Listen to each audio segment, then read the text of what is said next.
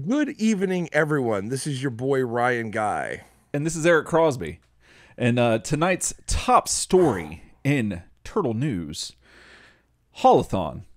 Neca and Target's Super Collection event baby is coming together and going strong right now. This is the second week of this month or so long event that has been thrust upon us, and it is an online and in-store event. If you've not participated in it yet, and if you didn't know, that's what's actually happening right now. They kicked it off, like I said, last week, online and in stores with special releases from across all of their properties, but arguably their most successful line, the Teenage Mutant Ninja Turtles line from NECA Toys. So among the releases were well, let me see if we can get that zoomed in real quick here. There we go. We got this photo from Second Time Around Toys and Comics. Thank you very much. They posted that some sightings of all of the toys and offerings from NECA's Turtle line and some other stuff as well. But the main feature for this first week or so was the re-release of the 4-pack of the Turtles and their what they're calling their style guide colors, as well as some extra accessories and a lot of stuff from the 1987 animated series. Along with that, they have a really neat reissue of the Muckman and Joe Eyeball figures that have already come out, except this time they are in glow-in-the-dark paint, I guess, or plastic, probably just molded in that plastic. But that gimmick is there, and you can get that, and that is really exciting. But the big takeaway from all of this that everyone's talking about, everyone's excited about, is this is NECA's return to what started this whole Turtle line off, the Mirage-inspired figures, and we're getting it kicked off with Fugitoid. Now, we've talked a lot about Fugitoid here on Turtle Soup News, and this is like something we've seen before. You know, this is nothing new.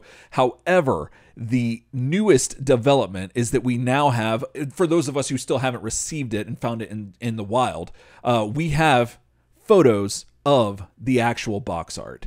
And this box art is special. If you're wondering what's box art, why are you getting excited about box art? Well, this box art is special because not only is this action figure based on the actual original creators, like, you know, what they intended, the comic book art, the artist himself, Kevin Eastman, designed and drew all of the illustrations on this box art, which makes it also a collectible to go along with the figure. And he will be making, from what we understand, from what we're being told, is that he will continue to do this throughout the line of these comic-inspired figures. Now, there are two versions of this figure. One as a standard figure at $33, and then a signature edition, which includes a hand-signed card by Kevin Eastman. And that will be, let me see, I believe that's, I want to make sure I'm reading this correctly, $100. So you get the action figure, the box, and then you get a signed card for $100. Now, that is currently what is available officially for Haul-a-thon right now.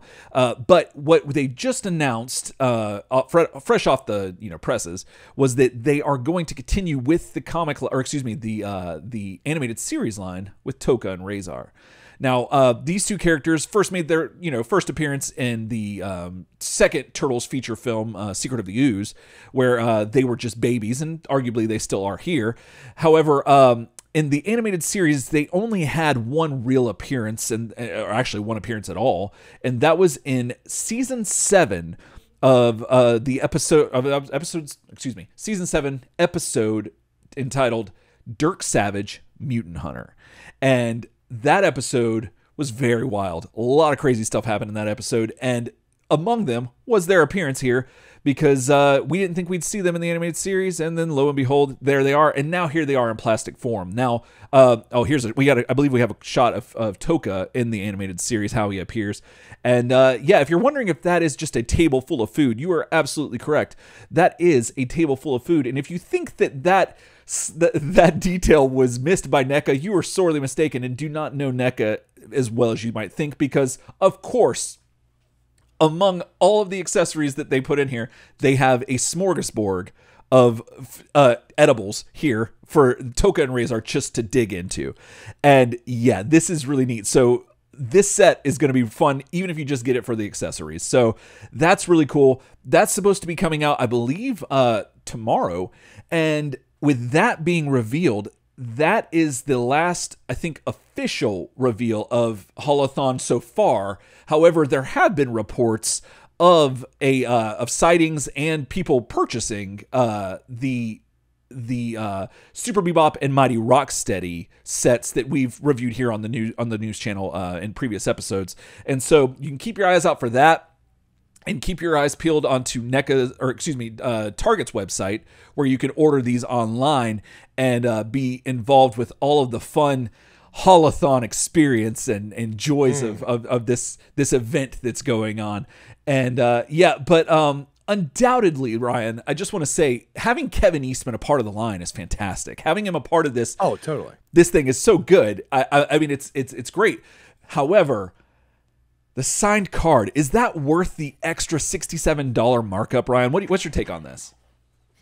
So I think that really, and I hope this comes across and makes sense, that I think that it's worth it if it's worth it to you, right? Like, okay. I think that like your budget and your kind of like your disposable income that you can kind of, shell out. You know what I'm saying? Mm-hmm. Shell out on some figures. I think that if you have that, then sure, right? Mm-hmm. It's $67, and given the base price, I mean that's now triple. You're tripling down, right? However, like that like if Future Toys ever re-released again, that it probably won't have this deluxe edition going on with it. I think if you have it and want it, I think it's a nice reach out to the Mirage centric fan base. Mm-hmm. Like, if you're probably not buying this if you're not about that honeycut life. Like, if you're not like, if you don't care, like if you're just like, no, hey, it's another NECA figure, I'm trying to get them all. Right. I will be very interested to see if any word comes out about how well these move, because I'm very curious about you isolate the price being $67 higher for just that signed card. Yeah. You know what I mean? I think time will tell, but I think if you have that disposable income and you want that upgrade, I think it's reasonable. I'd be very curious to see what the market says about that, though. Oh, absolutely. But one thing I'm curious about here with this is, like, we've had issues with like scalping in the past, right? Like, do you think that there's going to be like kind of any issues with scalpers with this event? Yeah, like, there's people buying things up, people trying to shift them on the second market, stuff like that. Undoubtedly, there probably will be some effect of scalper stuff happening. It's just natural. Unfortunately, at this point, it's just part of the beast. But so far, NECA's seem to like have totally redeemed themselves on their online store and the 2-week pre-order windows and stuff like that. And so much so that I've seen like just tons of turtle product on the shelves for like weeks and weeks and weeks, where like before that it was nothing. You had to be there right when it came out or else you didn't get it. So thankfully, the line's moved along enough to where we've seen either reissues, which is reassuring, obviously, but at the same time, I believe I was able to purchase Fugitoid. I haven't received him in the mail yet, but I was able to go on last Friday and get Fugitoid like without any issue whenever he first appeared on Target's website. I think you went for the standard. You went for the standard one, not the went for the standard, because here at Turtle Soup News, Channel 6 to Midnight News, we sometimes our pay gets docked, just like April's did in the '87 series. So I have to Absolutely. I have to temper some of my collection, and but also to save some time and money for other things we'll talk about later. But real quick, just right off the dome, Ryan, I want to know, glow in the dark. Is it the new black? What's your take on glow in the dark? So I can say this, that glow in the dark technology, I think, is definitely stepped up a notch since we were kids. Oh, yeah. Like, glow in the dark in the 80s, it felt like it was very inconsistent. You either had like good glow in the dark, where you'd be like, bro, I charged this boy up, or the best one was when you charged it, when it was that really good stuff and it just charged ambiently because your lights were on. Yeah. And the minute you turned your lights off, that boy was glowing for like whatever it was. Like whether you had stars on your ceiling that were glow in the dark, or you had toys that were glow in the dark, or whatever you had, like a skateboard, shoes had elements of that. Yeah. The best stuff kept that charge for a hot minute. Right. But I can tell you that most glow in the dark I've seen recently, it seems like it's all up to that level. Oh, yeah. So I would say that to me where it ranks. Now, you know the all-time, the king of the castle, the top of the pyramid, for me and your boy Eric, if I might speak for you here, correct me if I'm wrong, is that vac metal. You know what I mean? Like you and I have a lot going into vac metal, but I can say this, that if those figures charge up right, and if something about the painting or the manufacturing process doesn't like hinder its ability to charge easy and keep a charge, if it keeps a good charge, that's gonna jump vac metal for me. Yeah, yeah. And I think that that's a huge deal. I have a guitar pedal I bought. Okay, it's an Amazon Basics distortion pedal, which is hilarious. It's a $20. But it got all the gear guys I watched, they're like, this pedal rips like Amazon Basics.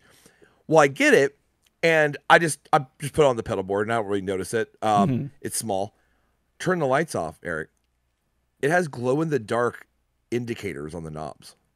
That's amazing. Glow in the dark paint. Oh, that's and so I'm good. Like, what? And and all of a sudden the value of that pedal jumped from like, it's a pretty good sounding pedal with a funny story. Amazon Basics Distortion. That's just funny itself. Right. But that glow in the dark indicators on the knobs, that got me 6 to midnight. Oh, 6 to midnight. Then back around to 6 and then back up to midnight again. You know what I mean? I just went like, it was like ooh, it's like a propeller. Clock is what it looked like.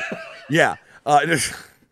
Rock around the clock. I can say, so that's just to say that like glow in the dark, it's a gimmick, right? It doesn't have to be. It is. But if it charges well, then it can really be an asset. And I think I am almost dying to know in hand, like customer experience, like what are we going to see out of that? Because if it holds a good charge, and it should, like if it's solid, I mean, I'd be curious to see. But that's kind of where it ranks for me. It can be the best if it's done right.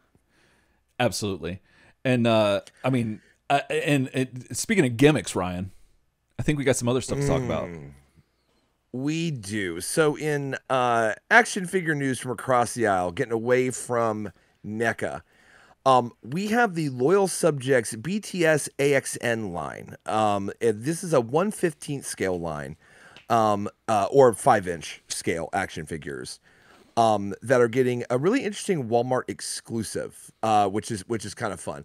So multiple sites are reporting that Walmart will have a re-release of the TMNT figures previously seen in the 4-pack black and white set, but now they'll have green skin and all red bandanas like that you see like in Mirage, right? So one thing that I thought about when I was looking at the story was like, well, one real problem that could happen if you've got 4 turtles, they're green, and they're all having green or having the red bandanas, is like, how do you convince your annoying friend that you just don't own 4 Raphaels? You know what I'm saying? Like, because that could be a real thing. Well, don't worry, because this boy comes packed in with an IDW published 100-page best of comic showcasing each turtle. You know what I'm saying? So you're gonna have a bunch of little turtle stories. And just on screen we can see there's Leonardo. I love the cover design. Frankly, it's very like streamlined and basic. I love that, like, the color of the bandana kind of dominates the color of the cover, and I think that's really cool, especially when you're moving into dealing with all red bandana turtles. But that's really exciting because previously they were just black and white, and now you've got green with red bandana options, which is gonna. The theme feels like we're this is like a lot of Mirage love happening across the lines. So along with the bundled comic, you'll also receive interchangeable heads and hands, as well as weapon accessories. And I'm very excited, Eric, to ask you. Yeah. Are you picking these bad boys up? Are these on the list? Are they in the Witch's Brew? You know what I'm saying? Like is that on your table of ingredients? Next, there's frog eyeballs. There's things that used to fly, but they're dead now.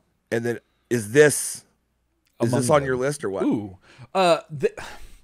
they are on my very interested list, but unfortunately, given the line's history with having a wide, awesome selection of figures, unfortunately, at the 1/15th scale, it's just the detail's not really there for me, and it's just not really my thing. You know, I can't put a Thundercat on it, basically, so won't hold a Thundercat. I feel that 5 inches is not your scale. It's not my scale, like, and yeah, so I unfortunately will not be picking these up. I have seen them in store, and they do look better in person. However, it's, you know, with so many other avenues for TMNT, you know, toy fans to choose from. This is one, if you don't have the $30 or whatever to get NECA or Super 7 or whatever, this is a lower price point as well.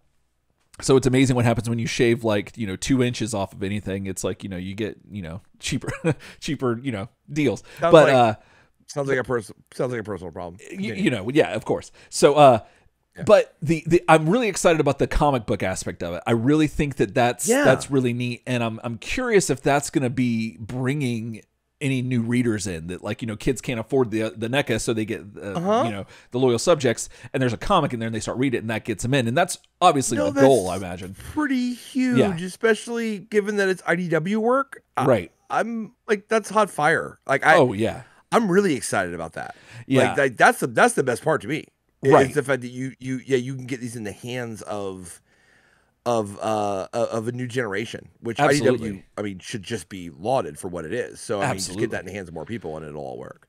Well, let me see. Real quick though, before we move on, I want to see if we can go. Yeah. Can we go back to the other? Let me see if I can get this going again. So real quick, I wanted to talk about the back of the box real quick. They can you still hear me, Ryan? I just want to make sure we didn't break through. Yeah. Okay. You're still here loud and clear. Okay. You can see our on the screen here, everyone, from everyone who's watching. We're looking at the back of the box, and it says on the back here, Ryan, it says, "Get in the pit and play." I don't know what that means. I don't know what that's a reference to. Is there anything, you know, do you have anything fresh off the dome for that? What that could possibly mean? Get in the pit and play? I did. I served my time in my late teens and through my mid 20s in the punk rock scene. Where I in Little Brandon, Florida, where I live, and Get in the pit and play really was our equivalent of the Fight Club rules. Specifically, if it's your first night, you have to fight. Right. We just be like, get in the pit and play, and then we just run in, and that's how it started. Yeah. Oh, okay. Okay. I don't know if they're referencing that. Yeah. It is a very arcane, strange phrase to have on the box, especially because it looks hand scrawled. It does. I don't know if that's a line from IDW or something that we don't know because we haven't read all of IDW.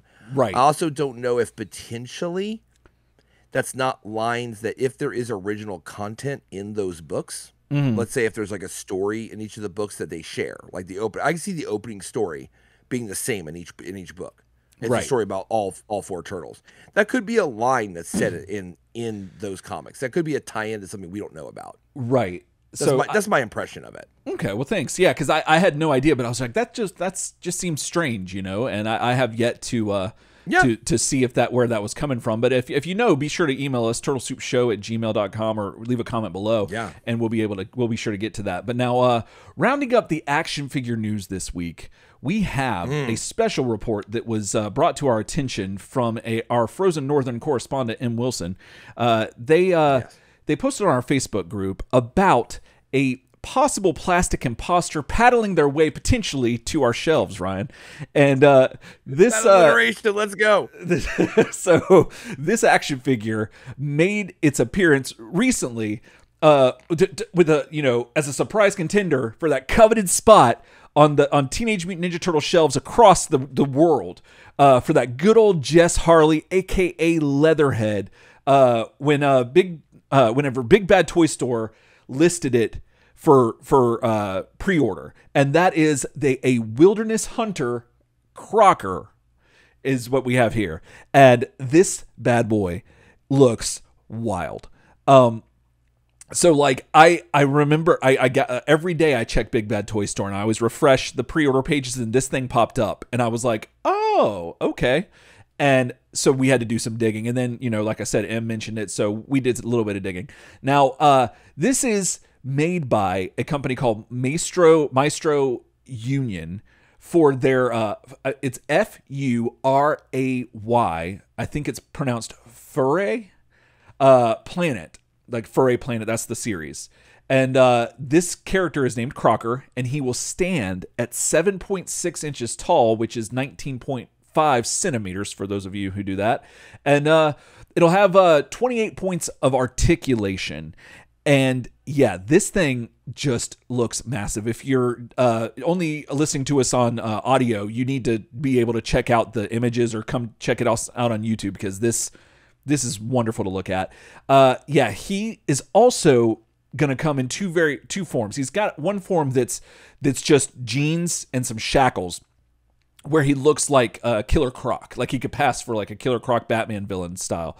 And then he also, more to our own taste, he comes with a leather jacket, a hat, a gun, and a bunch of other accessories that make him look as if he had, if Mary Bones had used the turnstone on him and turned him into good old Jess Harley, as seen here. And this thing, the more and more I looked at it, I'm sorry, I'm being informed we do have photos of the other form of him. So there he is, seen with out the jacket and looking very much more like Killer Croc-esque, just massive and imposing. Yeah, this thing is beautiful, and there's some diagrams of like he's 19 centimeters tall, 16 centimeters wide, and 23 centimeters long with the tail. And yeah, got all kinds of joints and movable points of articulation. This thing is glorious. And now I believe this is the first offering from Maestro Union. And according to the press release, this is going to be a part of a series or like a line of figures that they're going to be doing in this style, based on animals and whatnot. And I'm assuming they're going to have other animals that they can throw accessories in to appropriate them for whatever you have on your shelf.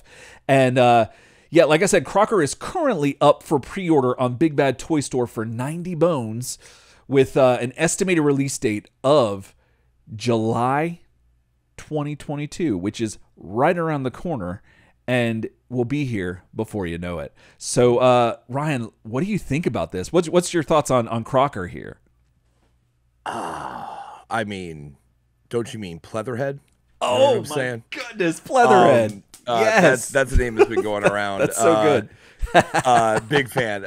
So I'll say this, a couple things. So Maestro Union is a just new company. Mm-hmm. I don't know if they have backers. Sometimes you have companies that kind of spread out and they make a new company, but they're not really new.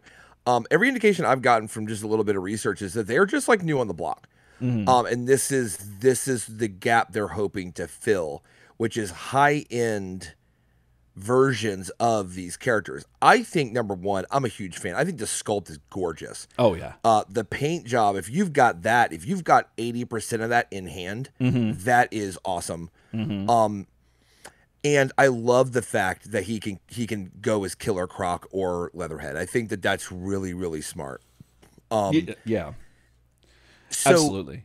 So longtime listeners of the show will kind of know that one of my big hobbies is miniature wargaming and miniature painting. There are I play a game called Warhammer 40K, and there are what they call kind of like agnostic miniatures companies that have been doing this in miniatures for a very, very long time, so I'm very familiar with it. Oh, okay. Where they will take a character from the game or something, and they make kind of a Pleatherhead kind of take at it, where it's like, you know who this is. Right. And they'll name it something like Dark Lord, and you're like, oh, I know who he is. Right. But they up that game. Yeah. You're talking about epic scale stuff that is it's a piece of art to start. That's with. what it looks like. That's what it looks like. And yeah, when you have it this yeah, when you have it this size, like if you have a problem realizing how big 7 inches is, oh, there he goes. Sorry. So this is yeah. Can y'all see this? All right. So yeah. So that's about 7 inches. So he's about a good 2. Oh, sorry. Gotta get back on the mic. He's about 2 inches taller than your normal NECA figure, and Yeah. So, yeah, and here's the big. Geez. I don't know if I can recover from that. So the big thing about him though is if you go back to the graphic, can you go back to the last graphic of him? I can. Where it has dimensions. Yes, I can. It'll cover me up, but I don't care. Oh, look at that. There you go. Yay, new formatting. The thing that I'm geeked out at is 19 centimeters tall. Yeah, cool. I'm not European, but I can tell you that he's 16 centimeters wide. Think about that. That's the part that's got me excited. He's a bulky dude. Mm-hmm. He is just almost not a square. So imagine for every height, no dead ass. Imagine for every height you get, every inch on him, he's mostly that wide as well. Right. So he's going to be a bulky kid, and he's 23 centimeters from nose to tail. So he's going to roughly be a cube, like a 7.5 inch cube of space he's going to take up. Yeah, he's going to take up some space. That's got me hype on that epic scale. Mm-hmm. So I've seen this in the miniatures game for a long time now, and a lot of these manufacturers that make these are highly lauded, and like I said, it's art. Mm-hmm. So I love that this is like, if Maestro Union is entering the game to do this, I'm highly excited. Absolutely. Now the $90 price point, like that's obviously more than you're looking to spend usually, right, on an action figure. Yeah. But what I can say is, I mean, you see the same thing in miniatures. They give you the big epic sculpt. You're going to pay more than you'd buy it, say, in the normal model, right? Mm-hmm. Like what would be a third the price. And you're seeing that here. But what you're getting is a lot more. So it's a new company. I think it remains to be seen, like, what does he look like in hand? What is the plastic quality? How is the lifetime on him? These are all things that with a new company are unknown. So we're going to have to be watching like Maestro Union and these other, like, Foray. I think it's like furry. Planet Series like almost like furry. Like I think there's something in there, but I could be wrong. There's something there, but like, but yeah, to your point, it just looks like an insult to Ray Romano when you really look at it. Like, just F you, Ray. It does, but everyone loves Ray. But no, to your point, sure. I think this is the kind of figure that makes your mouth water. This is the kind of stuff absolutely that you see that, like, this is like that high end thing that you could probably afford if you like make some wiggle room, have some conversations with your significant other, and make some adjustments. You can have this, and it's glorious because at that price point, generally they're putting in the effort that you're not going to get a lot of times at some big box stores. Now, and then having said that, you can't have too many massive anthropomorphic like figures in this scale on your shelf, because you can use them for anything, any kind of diorama scenes, anything you're wanting to use. Like as evidenced here, you can use this with a couple accessories or even without them for Batman, Spider-Man, the Turtles, all this stuff. So it's really he's gonna fit if he's 7.6 inches tall. Yeah, basically 7.7. All right, so he's damn near 7 3/4 inches tall. Do you know how good he's going to look next to like the NECA Turtles? Oh yeah, at their scale, he's going to look appropriate. Because in the comics, in his first premiere in Tales, that's about the size ratio. He's big. Yeah, like he dwarfs a turtle. He's not like 8 times the size of a turtle, but he's there. Oh yeah, I'm super excited. I'm and I guess my last question is to the audience: are you guys excited? Like how's your Haul-a-thon been? You know what I'm saying? We want to hear about it. Who's getting that signature card version of Fugitoid? I want to know that. Like if, I want to hear you guys weigh in on kind of like, do you think that's worth it? Do you think that's just a gimmick? What is it? Are you into glow in the dark? You know what I'm saying? All these questions. Like, if you are interested in this stuff, if you want to pick it up or whatever, or you have some questions, let us know. You can let us know at turtlesoupshow@gmail.com. And that's about it. So for everybody here at Turtle Soup, 6 to midnight news, good evening and good night.